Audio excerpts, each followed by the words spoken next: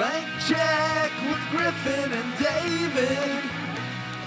JD has a limited amount of time, so I want to sort of like throw the soapbox over to you. I believe that Speed Racer is the most underrated, under-respected for its additions to cinema film in the past, I want to say 20 years.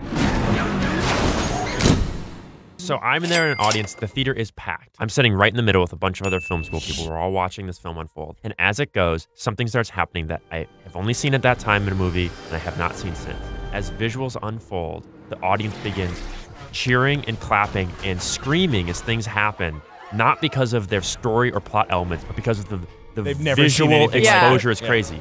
And it's growing, and the whole audience feels like, what are we watching? Like, what is this thing? Because it doesn't stop. There's no edit. There's no breath. And when there is a breath, it's like you've been tricked into taking a breath. And suddenly you're like, oh, wait, it's slow now, but it's not. And then something happens. And they've built this foundation of, like, things coming in and you being used to the fact that someone's going to be talking and a scene's going to be happening while action's happening. It's like all these layers on top of each other. And in the final moment, Speed's car jumps over the finish line, and the finish line wraps around the screen and like forms... a checkerboard kaleidoscope. And it turns into like a tunnel. Yes, and it's in super HD, so you can see every checker and everything, and it's spinning. The car's spinning one way, and the checkerboard's spinning another way. And I've never seen this happen in a theater before. A 2D movie, this is not a 3D movie. The entire audience, in unison, screamed in terror and delight and put their hands in front of their face to block their eyes from what was images and colors and lights and sounds that were so overwhelming and so just like, it was like seeing a new color that everyone screamed and it happened, and then everyone laughed and giggled and like clapped with each other of just like,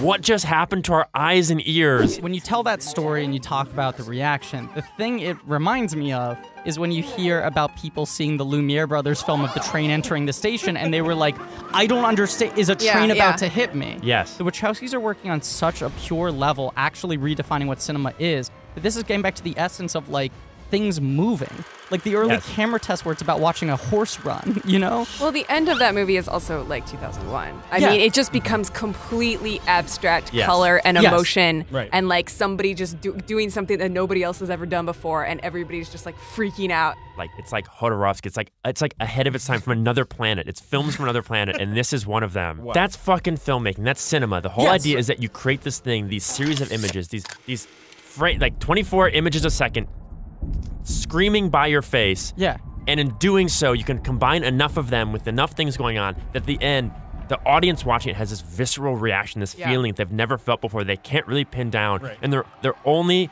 reaction that they can think to have is just to like scream and laugh and clap. And that's what filmmaking should be, is just like, we're gonna throw these things together and see what it can make you feel.